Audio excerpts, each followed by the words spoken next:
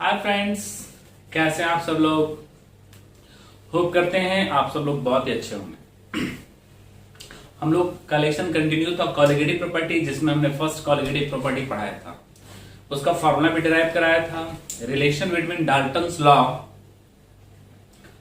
And Rawls law भी देखा था। Dalton's law, partial relation and Rawls law. अब क्या है बेसिकली कि उसमें एक छोटा सा टॉपिक है, ओस्टवाल्ड वाकर एक्सपेरिमेंट। वैसे तो एनसीईआरटी ने नहीं दिया है, बट जी मेन और नेट में अभी भी उससे क्वेश्चंस पूछा जाता है, तो क्यों नहीं हम लोग उसको कंप्लीट कर लें। तो चलिए आज हम लोग उसी को कंटिन्यू करते हैं।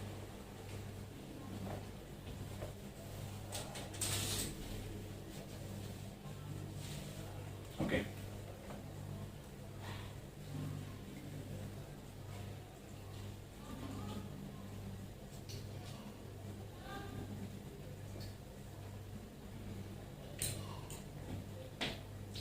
सबसे पहले इसका एपरेटस हम लोग को डायग्राम के फॉर्म में बनाते हैं, फिर हम लोग आगे की बात करेंगे। सपोज करो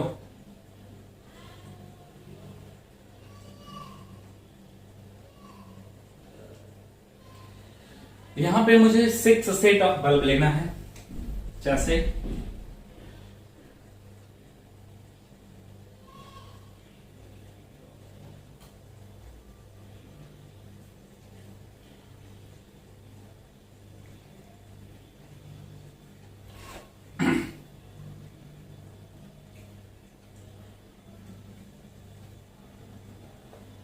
ओके जो मेरा इसमें हमने क्या रखा है, सॉल्यूशन रखा है। These 3 set of bulbs are filled with solution.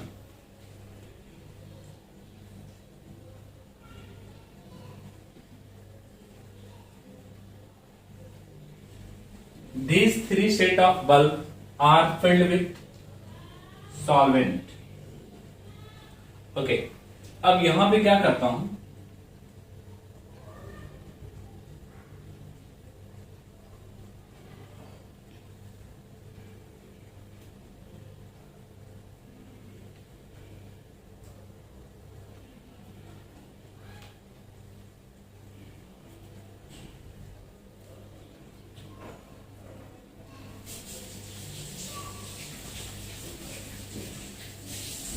Okay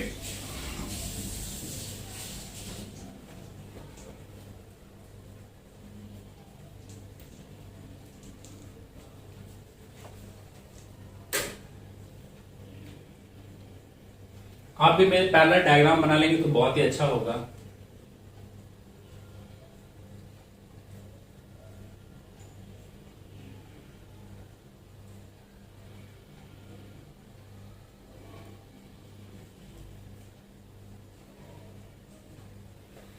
okay, 3 set of bulb filled with the solution, 3 set of bulb filled with the solvent.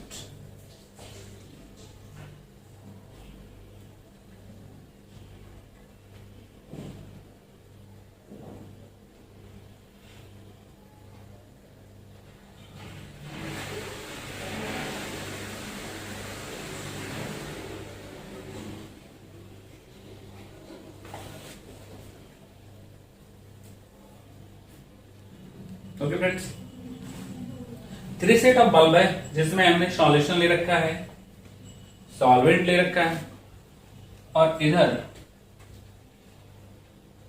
यहां पे हम लोग यहां भी 3 सेट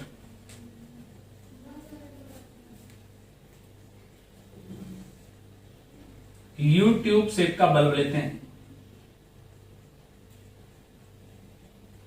इस बल्ब में हम लोग बेसिकली CaCl2 को फिल करते हैं।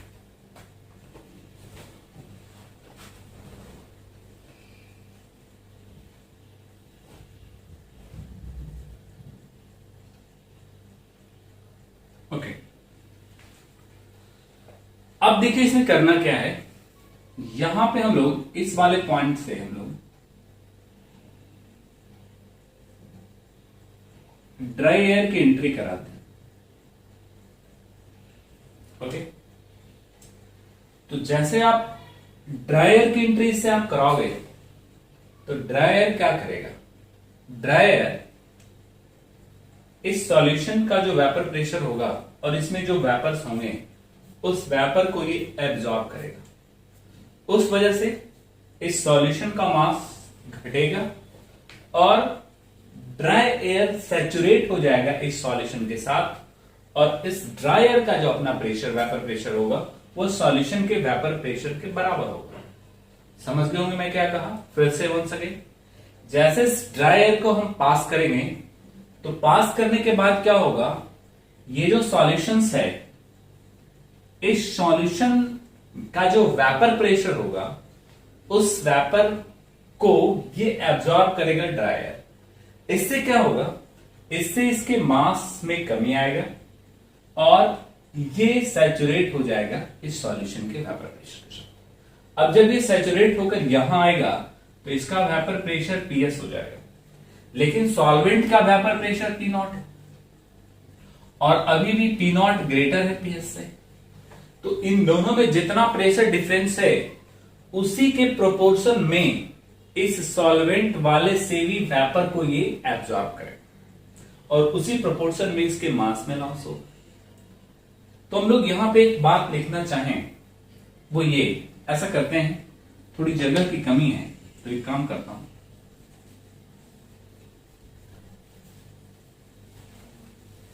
इस तीनों को फर्स्ट सेकेंड एंड थर्ड, ये जो तीनों मेरा है दिस इज सॉल्यूशन वाल्व, और ये पहला दूसरा और तीसरा, ये तीनों मेरा सॉल्वेंट का बल्ब है। ओके, तो मैं आपको बता रहा था कि जब ड्रायर को इसमें पास करेंगे तो ड्रायर इससे वेपर्स को एब्जॉर्ब करेगा जिस वजह से सॉल्यूशन के मास में कमी आएगा। तो यहां पे लिखना चाहें loss in mass of solution bulb is directly proportional to vapor pressure of solution, PS vapor pressure of solution। ठीक, यहां से पास होने के बाद अब ये ड्रायर यहां तो सैचुरेट हो गया। अब जब ये इस वाले कंपार्टमेंट में जाएगा तो इस वाले कंपार्टमेंट में इसका वेपर प्रेशर खुद पी नॉट है, इसका PS था, तो जो डिफरेंस होगा उस डिफरेंस को अगेन ये एब्जॉर्ब करेगा। मतलब यदि हम यहां कहें loss in mass of solvent bulb that is directly proportional to P naught minus PS। तो टोटल लॉस यदि देखना चाहें इन बोथ बल्ब, तो ऐसे सिचुएशन में क्या होगा, PS plus P not minus क्या लिखेंगे PS। आप देख लो ये टर्म दोनों कैंसिल हो जाएगा, मतलब किसके डायरेक्टली प्रोपोर्शनल हो गया, पी नॉट के डायरेक्टली प्रोपोर्शनल हो गया। दोनों में जो लॉस होगा वो पी नॉट के डायरेक्टली प्रोपोर्शनल हो गया। अब वो जो लेकर जाएगा, अब यहां जो ड्राई एयर पहुंचेगा वो ड्राई एयर फाइनल उतना ही वेपर रखेगा जितना इसमें और इसमें गेन किया। उन सभी वेपर्स को कौन गेन एब्जॉर्ब कर लेगा, कैल्शियम क्लोराइड।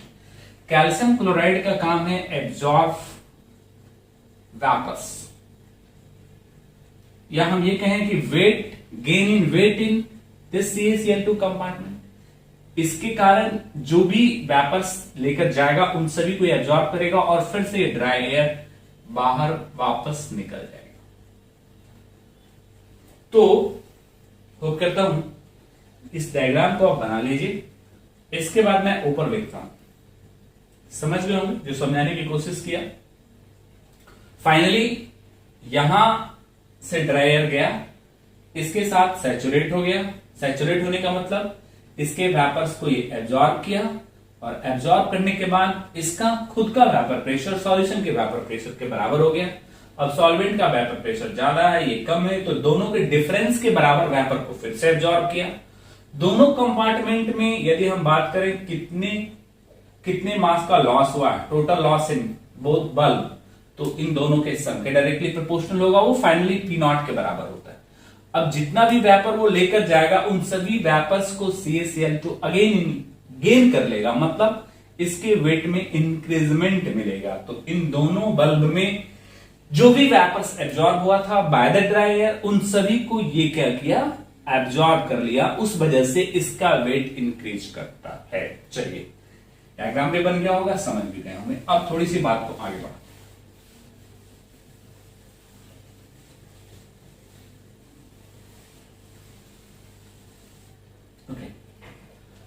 याद करो relative lowering in vapour pressure का फॉर्मूला क्या बना था दोस्तों, बना था P naught minus PS by P not.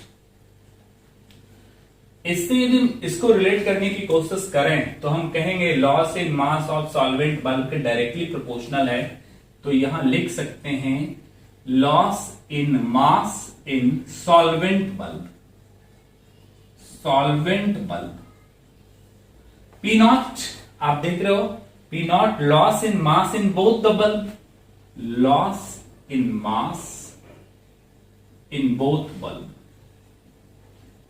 In both bulb, ऐसा लिख सकते हैं क्योंकि ये इसके डायरेक्टली प्रोपोर्शनल है। अब यदि मैं आपसे कहूं तो एक फॉर्मूला तो मेरा ये बना, इससे रिलेट करते हुए दिया रहेगा, तो इसको आप क्या लिख सकते हो, इसको एक और तरीके से लिख सकते हो, क्या लिख सकते हो, loss in mass in solvent bulb, loss in mass in solvent bulb,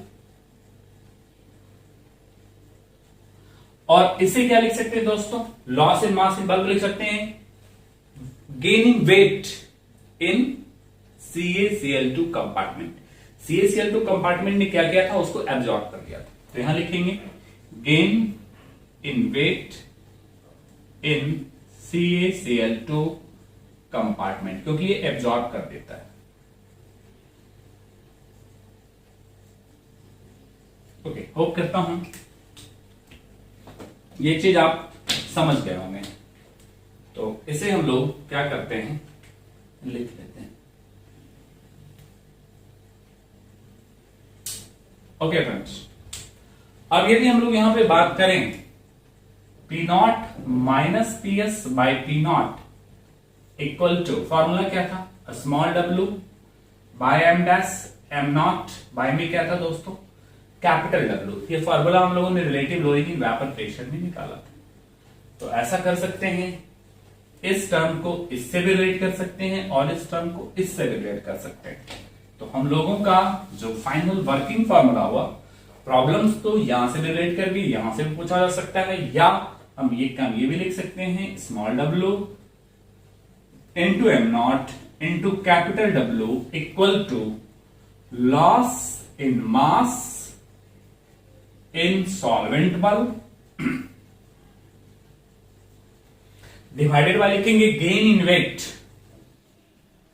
gain in weight in CaCl2 compartment, ऐसा है।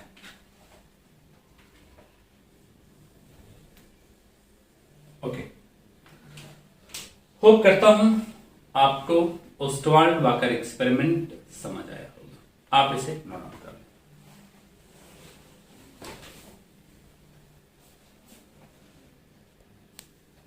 ओके फ्रेंड्स, तो कंटिन्यू करते हैं। हम लोग का नेक्स्ट टॉपिक बनेगा second colligative property, elevation in boiling point.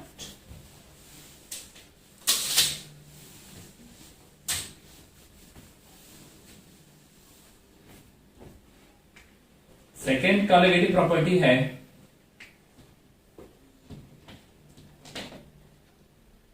दूसरा कॉलिगेटिव प्रॉपर्टी है एलिवेशन इन बॉइलिंग पॉइंट।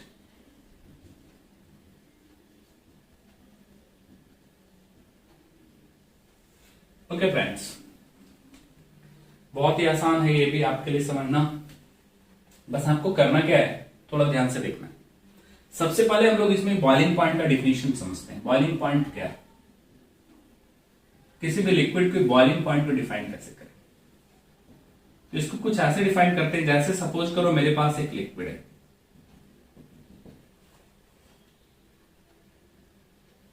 इसको हमने हीट करना शुरू किया,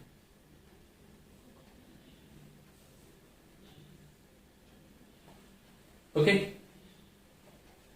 हीट आप करते जाओ, जैसे हमने वाटर ही ले लिया,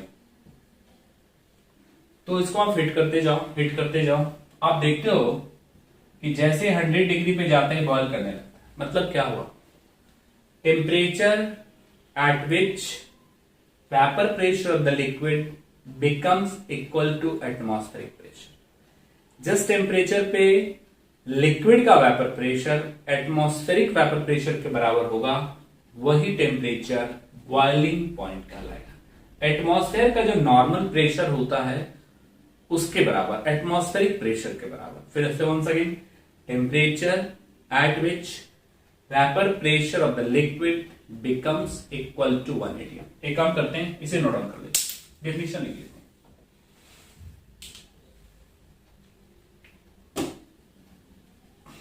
temperature at which vapor pressure of liquid becomes equal to temperature at which vapor pressure of liquid becomes temperature at which vapor pressure of liquid becomes equal to 1 atmospheric pressure, becomes equal to 1 atmospheric pressure। जिस temperature पे liquid का vapour pressure 1 atmospheric के बराबर हो, that is called boil. अब आते हैं हम लोग अपने टॉपिक पे। सपोज करो कि मेरे पास एक सॉल्वेंट है, वाटर भी ले सकता हूं, हमने वाटर ही ले लिया, सपोज करो सॉल्वेंट, प्योर सॉल्वेंट, ठीक है। TB naught as the boiling point of solvent हमने ले लिया, ओके फ्रेंड्स। यहां पे हम लोग क्या करते हैं, नॉन वोलेटाइल सॉलिड्स को लेते हैं।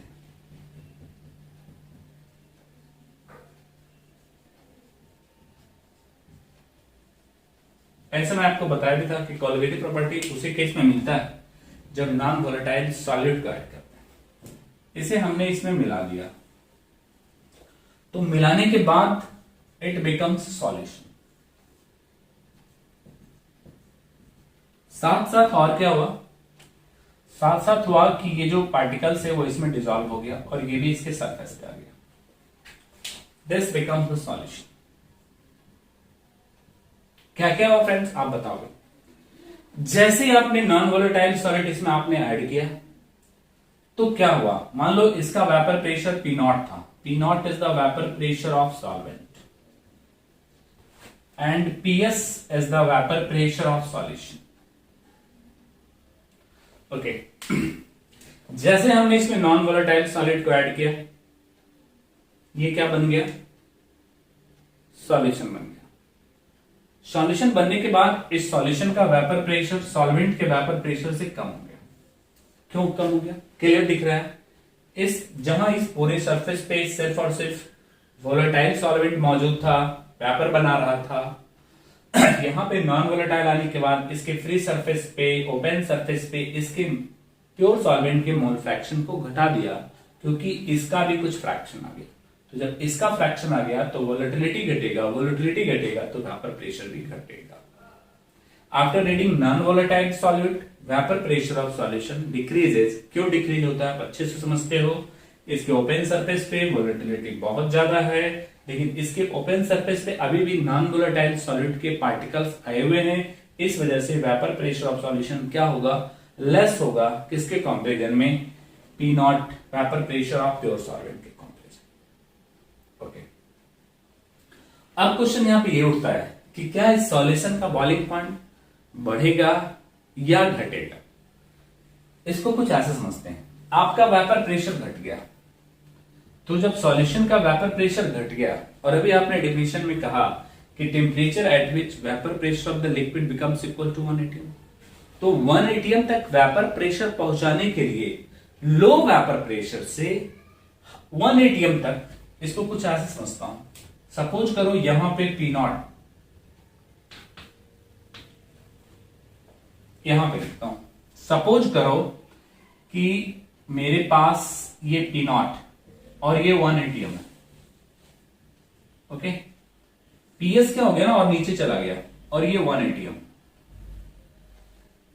तो यहां से यहां ले जाने के लिए कम टेम्परेचर मुझे देना होगा, लेकिन यदि ये वेपर प्रेशर घट जाए और इसको 1 atm तक पहुंचाना है, तो वैसे condition more temperature is required और बॉइलिंग पॉइंट उसका क्या होगा, बढ़ जाएगा। क्यों?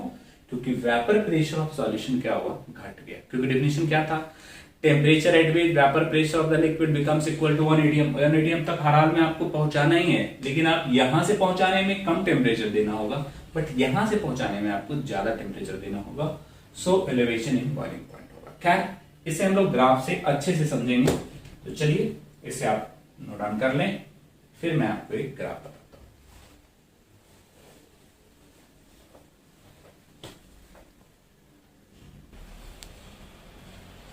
ओके फ्रेंड्स, तो आगे इसके आगे प्रोसीड करते हैं। इसके आगे में क्या है, बेसिकली एक ग्राफ बनाता हूं। ये मैंने इस ग्राफ से आप सारा कुछ समझ जाएंगे, फॉर्मूला भी, डेरिवेशन भी, सब कुछ समझ जाएंगे। तो चलिए हम लोग ग्राफ बनाते हैं। ओके, वाई एक्सिस पे हम लोग लेते हैं वेपर प्रेशर, इधर लेते हैं टेम्परेचर,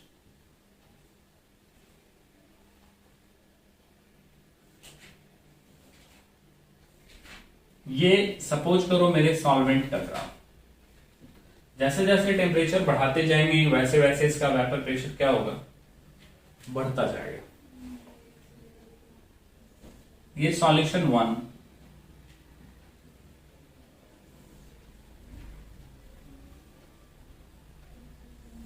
और ये सॉल्यूशन 2। ओके, अब देखो यहां पे हमने एक कट ऑफ लाइन बनाया, and this cut off line in 1 atmospheric pressure. तो क्या होगा, डेफिनेशन था टेम्परेचर बढ़ाया, वेपर प्रेशर बढ़ा, टेम्परेचर बढ़ाया, वेपर प्रेशर बढ़ा, टेम्परेचर बढ़ाया, वेपर प्रेशर बढ़ा। यहां पे इस टेम्परेचर पे इसने 1 atm को टच कर लिया, मतलब that was the boiling point of solvent. Solution के साथ वही होगा, टेम्परेचर बढ़ा, वेपर प्रेशर बढ़ा, टेम्परेचर बढ़ा, वेपर प्रेशर बढ़ा, बढ़ते बढ़ते ये 1 atm को टच कर गया, दैट इज TB1 ले लेता हूं। ये सॉल्यूशन 1 का बॉइलिंग पॉइंट है। वही अब यहां भी वहां टेम्परेचर बढ़ता गया, वेपर प्रेशर बढ़ता गया, और यहां पे आकर 1 atm को टच कर गया, तो that was the TB2, boiling point of solvent, boiling point of solution 1 and boiling point of solution 2। ये 1 atm है, दिस इज 1 atm। जिस टेम्परेचर पे लिक्विड का वेपर प्रेशर 1 atm को टच करेगा, that temperature is called boiling temperature. जब मेरा vapour pressure कम होगा, घट जाएगा, तो ज्यादा टेम्परेचर देना होगा 1 atm को टच करने के लिए। ओके, देख रहे हैं टेम्परेचर बढ़ता जा रहा है, क्योंकि इसका वेपर प्रेशर क्या है, कम। यहां हमारे टर्म को हमने मान लिया, इसको हमने मान लिया, सपोज करो इस टर्म को हमने मान लिया P0 या P1 मान लिया इसको, एंड दिस इज P2 मान लिया, वेपर प्रेशर ऑफ 2, और ये तो P0 का है या 1 atm का। इस पॉइंट को थोड़ा आइडेंटिफाई कर लें, इसको A मान लें, इसको B मान लें, इसको C मान लें, इसको D मान लें, इसको E मान लें। अब यहां पे एक छोटा सा रिलेशन निकालने जा रहा हूं, जरा रिलेशन पे आप केयरफुल हो। आप इस ट्रायंगल और इस ट्रायंगल को देखो, दोनों एक कॉमन एंगल से है। इसी कॉमन एंगल से ये वाली ट्रायंगल है और ये वाली ट्रायंगल है। यदि मैं आपसे कहूं कि क्या इस केस में ए बी सी और ए बी ई वाले ट्रायंगल में ऐसा लिख सकते हैं क्या, A C by A B equal to A E by A D, तो आप बोलोगे यस, बिल्कुल लिख सकते हैं। ऐसा आप पढ़े भी हो, क्योंकि ये लाइन बाद में हम लोग ऑलमोस्ट ये पैरेलल लाइन हो जाता है। And this was the common theta for both the triangles. अब यदि मैं आपसे ये कहूं कि AC का वैल्यू क्या होगा, AC का वैल्यू आप बोलोगे कि सर ये तो था आपका TB2 माइनस AC, यहां से यहां तक का डिस्टेंस लेना है, तो दिस माइनस क्या होगा दोस्तों, TB0 होगा। AB का वैल्यू लिखना चाहेंगे तो क्या लिखेंगे, TB1 माइनस क्या लिखेंगे, TB0। AE का वैल्यू लिखना चाहिए, ये डिस्टेंस यदि निकालना है तो P0 माइनस क्या करेंगे, AE, P0 माइनस क्या लिखेंगे, P2। ये यदि मुझे निकालना है, AD निकालना है, ये निकालना है AD, तो क्या करेंगे, इस पूरे में से इसको घटा दें, पूरा मेरा कितना है, P0, और ये कितना है बोलो, P1 है।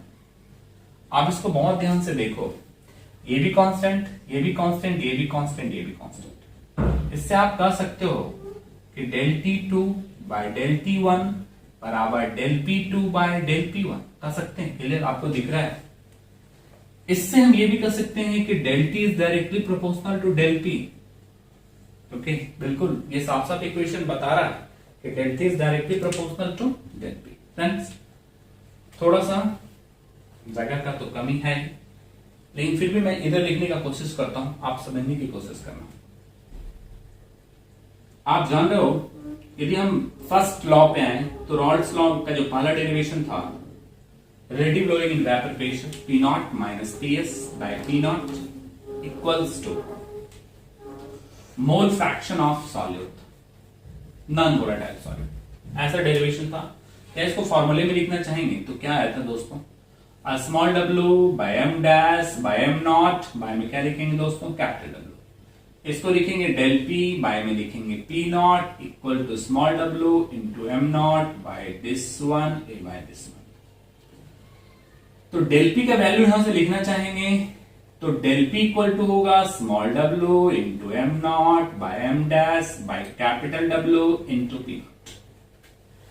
आप उस इक्वेशन को थोड़ा ध्यान से देखो, तो del T is directly proportional to del P है, del T is directly proportional to del P है, तो del T बराबर, चलो हमने लिख दिया K, del P का वैल्यू क्या लिखेंगे दोस्तों, this into this by m dash into capital W into क्या होगा,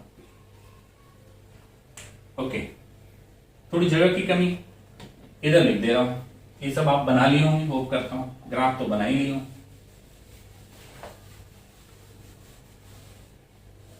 चलिए, अच्छी बात है। ये क्या था, P0 था, ओके। तो यदि मैं आपसे यहां पे ये कहूं, इसी से मेरा काम का इक्वेशन बनेगा, del T बराबर K, प्रोपोर्शनलिटी को हटाकर हमने कांस्टेंट दे दिया K into small w into m naught by m dash by capital W into P naught into 1000। ऊपर नीचे 1000 मल्टीप्लाई करने से कोई फर्क पड़ने जा रहा है, नहीं, कोई नहीं फर्क पड़ेगा। चलो इसे भी मिटा देता हूं, ओके। जब इससे कोई फर्क नहीं पड़ेगा तो एक काम करें, हम लोग काम कुछ ऐसा करें जिसे हमने अभी घेरे में कवर किया। मेरा क्वेश्चन आपसे ये होगा कि दोस्तों इस वाले टर्म को कहते क्या है, तो आपका आंसर आएगा कि सर इस वाले टर्म को small w into 1000 by m dash by capital W को हम लोग मोलालिटी कहते हैं। क्या कहते हैं फ्रेंड्स, इस वाले टर्म्स को क्या कहते हैं, मोलालिटी कहते हैं। ये आपको पता होगा, देख लीजिए। यदि ऐसा है तो del T बराबर K into molality into P naught, by में क्या है 1000, तो del T इक्वल टू, अब आप देख लो, K into P naught by 1000 by 1000 into क्या हो गया मोलालिटी। ये पूरा का पूरा टर्म एक constant like term, this is a constant. क्यों? सॉरी, आपने पी नॉट तो लिया ही, इस टर्म को लिया, एम नॉट भी तो रहेगा, ये एम नॉट भी रहेगा, ठीक है, कोई नहीं।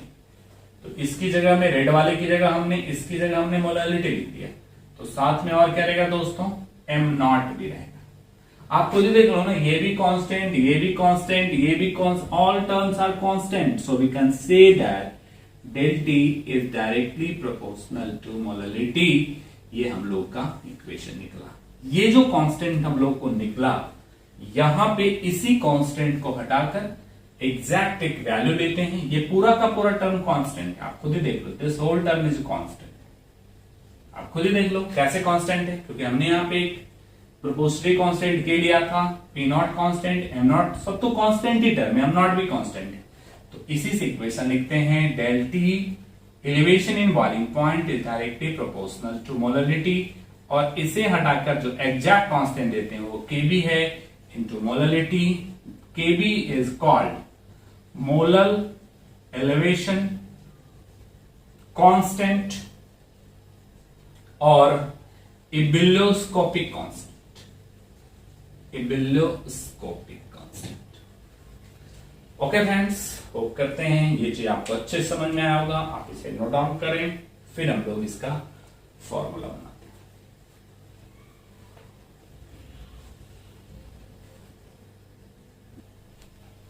ओके फ्रेंड्स, तो ये तो डेरिवेशंस हो गया एक तरह से कि हम कैसे लाएंगे, बट इतना में आपको नहीं पढ़ना है, ये आपको समझने के लिए था, for the purpose of knowledge, कि ये कैसे डायरेक्टली मोलालिटी के डायरेक्टली प्रोपोर्शनल कैसे होता है, इन सब चीजों के लिए था। आपको फाइनली क्या याद रखना है उसकी बात कर रहा हूं।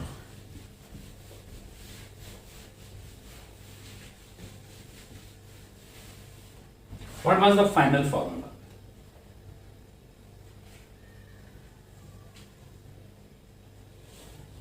फाइनल फॉर्मूला होता है del TB is equal to Kb into molality। Kb del TB, del TB क्या है? एलिवेशन इन बॉइलिंग पॉइंट, मतलब TBS minus T not. What is TBS? TBS is, ये आपको याद रखना है, पूरी तरीके से याद रखना है। TBS is what? Boiling point of solution। TB naught boiling point of solvent। Friends, molality का हमने क्या फॉर्मूला बनाया था? मोलालिटी का फॉर्मूला आपको पता ही था, तो del TB equal to KB। KB क्या था? मोलल एलिवेशन कांस्टेंट, या इसी को इबिलियोस्कोपिक कांस्टेंट कहते हैं। Molal elevation constant, either we can say ibilioscopic constant। Okay, और यहां पे 1000 into small w by m dash by capital W, ये मोलालिटी का फॉर्मूला होता है। कितनी बार में हम लोगों ने इसको बना रखा है। तो जो मेरा काम का फॉर्मूला है वो ये दोनों ही है, वेरी वेरी इंपॉर्टेंट। दोनों में कुछ है नहीं, इसमें बस मोलालिटी का वैल्यू, ये आपको याद होना चाहिए। और स्मॉल w तो जान ही रहे, weight of solute, molecular weight of solute, weight of solvent, and that was the solvent. तो ये हम लोग के लिए खास इंपॉर्टेंट, क्योंकि जब न्यूमेरिकल्स बनाएंगे तो उतना कुछ डेरिवेशन नहीं करेंगे, वो तो मैं आपको समझाया कि कैसे आप कर सकते हैं, how you can say that del TB is directly proportional। ये सिर्फ कह देना कि कोलिगेटिव प्रॉपर्टी है, मोल पे डिपेंड होने वाला प्रॉपर्टी है, वो एग्जैक्ट नहीं हुआ, इसलिए मैंने आपको ग्राफिकली उसको ग्राफ बनाकर एक्सप्लेन करके बता दिया कि del T basically directly del P के प्रोपोर्शनल होता है, और del P वाले टर्म को हम लोग एलिमिनेट करते हैं from the first law of colligative property, relative loading in vapour pressure से, और वहां से इक्वेशन आता है। तो देखते हैं कि बीच में बिल्कुल कांस्टेंट टर्म आ गया था, आपको याद होगा कि P naught M naught by 1000 है, all the terms are constant, और उस कांस्टेंट को हम लोग रिप्लेस करते हैं KB से, and this is this one. KB का वैल्यू सभी सॉल्वेंट के अलग अलग होता है, एक पर्टिकुलर सॉल्वेंट का KB का वैल्यू फिक्स होता है, वो आपको एग्जाम में दिया रहे हैं KB का वैल्यू, ये कांस्टेंट होता है KB का वैल्यू। अब क्वेश्चन रहा कि यदि KB का वैल्यू हम लोग थ्योरेटिकली निकालना चाहते हैं तो कैसे निकालेंगे, हाउ टू फाइंड थ्योरेटिकली। चलिए इसको मैं आपको सिखाता हूं कि थ्योरेटिकली कैसे निकालें। बहुत आसान सा तरीका है। लेट करो, एक सॉल्यूशन लो जिसकी मोलरिटी 1 ले लो, मतलब जैसे इसमें प्योर वाटर है, 1 kg pure water, 1 kg pure water का जो TB नॉट है वो मान लो 100 डिग्री सेल्सियस, ठीक है, 100 डिग्री पे बॉइल कर रहा। ये क्या है बोलो, 1 kg प्योर वाटर, 1 kg। अब इसमें हम क्या करते हैं ना कि 1 मोल शुगर ऐड करते हैं, तो दैट बिकम्स व्हाट, सॉल्यूशन। और ऐसा सॉल्यूशन जो 1 kg वाटर में घुला है, मतलब इसकी मोलरिटी कितनी होगी, 1 मोलर होगी। तो आप खुद ही देख लो कि यदि हमने यहां पे m का वैल्यू 1 पुट किया, if let m equal to 1 then del TB equal to KB, मतलब जो एलिवेशन इन बॉइलिंग पॉइंट होगा वही KB के बराबर होगा। तो अभी प्योर वाटर 100 पे मान लो बॉइल कर रहा था, रफली हम लोग मान लेते हैं कि ये सॉल्यूशन 100.5 डिग्री सेल्सियस पे बॉइल करने लगा, रफली मान लिया। तो जो डेल TB का वैल्यू होगा वो किसके बराबर होगा, जो एलिवेशन इन बॉइलिंग पॉइंट हुआ उसी के बराबर होगा। क्यों, क्योंकि यदि 1 मोलर सॉल्यूशन ले लें, let the value of m equal to 1 then del TB equal to KB, यदि मोलरिटी 1 ले लें तो डेल TB का वैल्यू किसके बराबर होता है, KB के बराबर होता है। ऐसे सिचुएशन में हम ये कह सकते हैं कि यदि 1 मोलर सॉल्यूशन हम बनाएं तो यहां से जो एलिवेशन इन बॉइलिंग पॉइंट होगा वो क्या होगा फ्रेंड, वो किसके बराबर होगा, KB के बराबर होगा। तो इस तरह से हम लोग थ्योरेटिकली निकालते हैं। वो करते हैं, आपको समझ में आएगा, इसे भी आप नोट।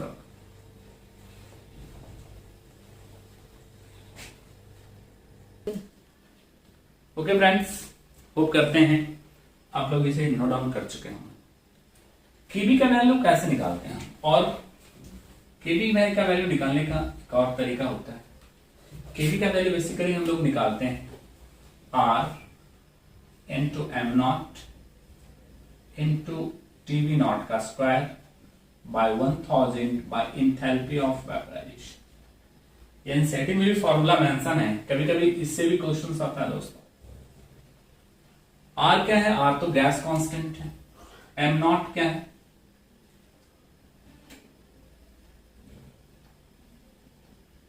M नॉट क्या है, मॉलिक्यूलर वेट ऑफ सॉल्वेंट है। TB नॉट क्या है, this is boiling point of pure solvent. Delta H ये क्या है, ये है इंथैल्पी ऑफ वेपराइजेशन।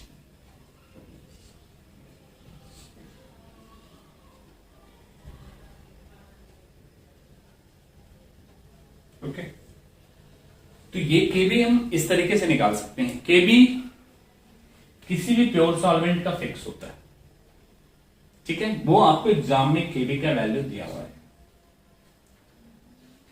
तो ये था हम लोगों का पहला थ्योरेटिकल पार्ट्स